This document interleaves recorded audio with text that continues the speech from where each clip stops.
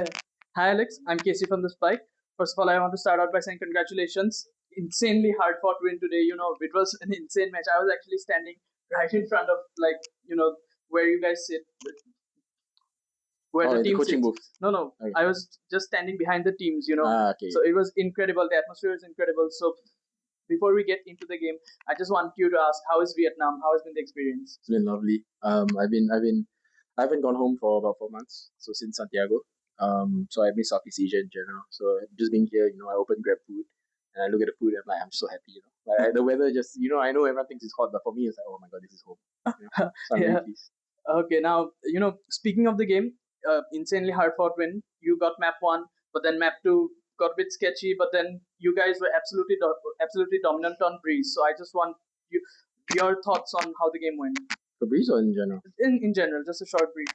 Yeah, I think we were a little bit tense on split. First of all, it's a little bit hard to hear. This atmosphere is reminiscent of like old lands, where it sounds a bit hard to hear. The crowd's really loud, so we had to adjust. We're not really used to that, and I think they want to advantage of it. That's why they kept going fast. And but I think I paused a few times, helped them bounce back, and they kind of figured out after that what to do. So split was nice. Ascent, I think we didn't follow the game plan on defense, which was very upsetting. That's why I was losing my shit. But then second half my boys played well. I think if we won a pistol around 12-12, we would have a good chance.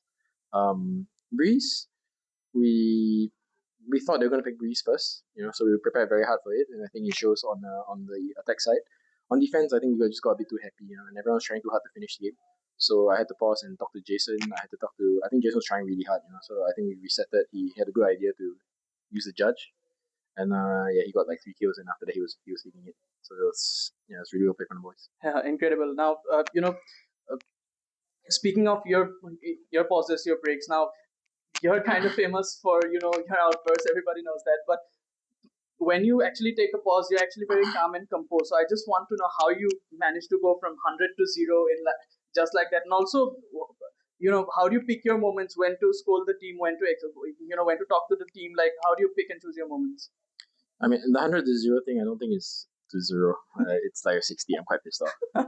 But so speaking my moments, I think it depends on what the team needs at that moment. It's like everyone feels a bit different. Sometimes they need a little bit of trust. They need to hear some reassurance. Sometimes they need a kick at the backside. That's when I'm a little bit more harsh. Sometimes they're just panicking. So they just need something to listen to. An idea that they can build on, or a player that they can listen to.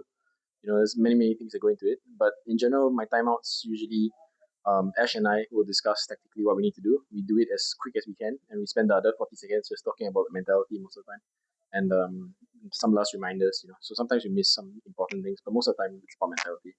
All right, great. Now, obviously your spot at Masters London has been secured.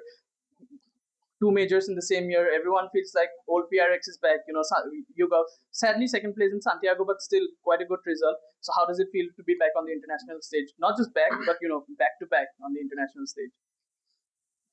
Back to back Masters has been a while. It's been a while. I mean, we've done Masters Champions, but I think this is nicer. Like I think the qualification was really hard this time. We came out from the group of death, first C. I thought it was going to be plain sailing, but G ran over us on Pearl. Yeah. After that, we went lower bracket. We are quite comfortable here. Back against the wall, we kind of play our best Valorant. So I'm very pleased that I'm pleased. It's been a while. Okay, that's great. Now, speaking of lower bracket, Global Esports once again. Yep. What do you feel about that matchup? I want to beat them. We usually beat them, but we lost the most recent one, the most important one. I personally want. I believe they're a very good team, very well coached. They have an incredible support staff. Frost and his team are very very incredible in the way they approach the game. However, I think this time we will show a way better performance across all 5 maps if we have to play it. Okay, Frost actually called you guys. Best team. Yeah, probably He the always best says team in that. the world. What do you feel about that? Yeah, he's putting pressure on me, man. I don't think we're the best. I think we're close at our peak. We're close to it. But unfortunately, I think the best team in the world will be way more consistent. Like there are rounds that we pull off our ass, and there are also sometimes we just donate stuff for them. I feel like we donated like maybe 3 rounds against D1 on Greece. Should have been at least a better fourth round. You know what I mean? So I think the best team in the world would be something. You have to create an era, right? I think something like it's a bit harder in Valorant, but something like Fnatic winning 2 back-to-back is something where you can safely say that you're the best in the world. All right, now, speaking of Global Esports, one of your former players, PatMen, is on that team.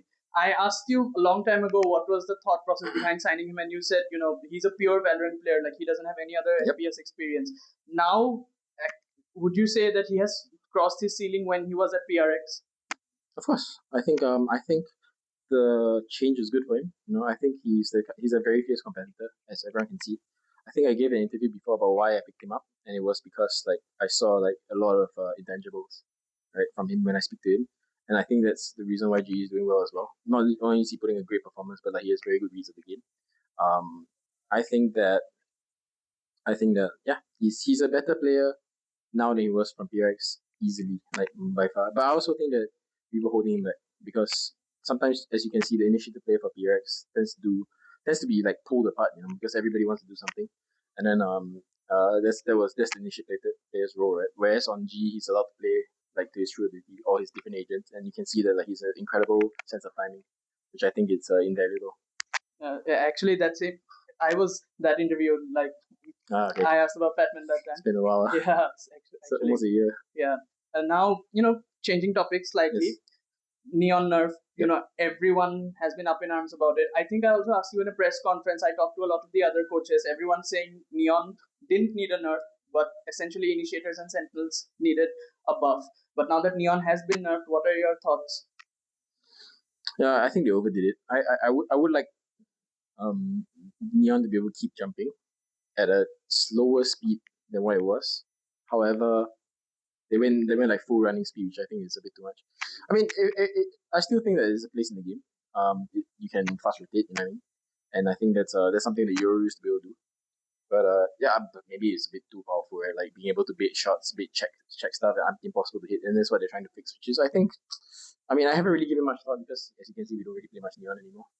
But it's probably good for the game in a certain way. A lot of coaches are upset that like the sliding accuracy didn't change, but I think it's part of it. I think it's part of the kit. It should stay.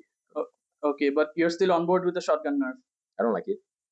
My team uses shotgun more than most teams. I think they overdid it a bit. I think you should be able to jump and shoot someone like a little bit. Shorty, I think was nerfed a lot. Like I like that gun. I think there's very little counterplay to people inside smokes. You know what I mean? And Shorty is one of them. So it's part of the game. It's been around for so long. And suddenly it's gone. So we have to figure out from there. Yeah. All right. So I'm actually at the end of all my questions. I just have one final question for you to close this out. Sure thing. I don't know if you know, but VCT Pacific, EMEA, and China are actually running 1 week ahead of VCT America. So they're actually lagging behind. Yep. Do you think that 1 week could give this region or any of the other two regions a significant advantage when you're going to London, or could it be a disadvantage for Americas?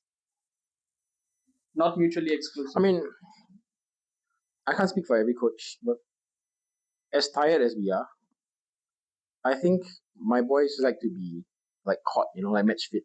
And having a longer break usually means that we have to warm up into the event. I think that in that way is a little bit of a disadvantage. I know that other coaches like to prepare, you know what I mean? Which means they like more time to cook up stuff. They like to look at all the boards and stuff. For me, like I start now that I've qualified, I start today. Like, I'll do a little bit every day, so I will be ready regardless. But I know, like I think the rest is good as well. For me, I think this year rest has been hard to come by, and I think the boys in my team would appreciate like a week's break. So for America, sorry man, like we are resting. All right, that's perfect. That was all of my questions, Alecks. Thank you so much for agreeing to do this interview. No, very welcome. And all the best for your upcoming matchup. But I have to be honest, I'm rooting for G. No, you're not. You're rooting for PRX. No, you're not. Okay, I love the G guys as well. I hope it's a good match, but we're gonna win this time. So. All right. I don't know. I'll be honest, I don't know. All right. Thank you so much.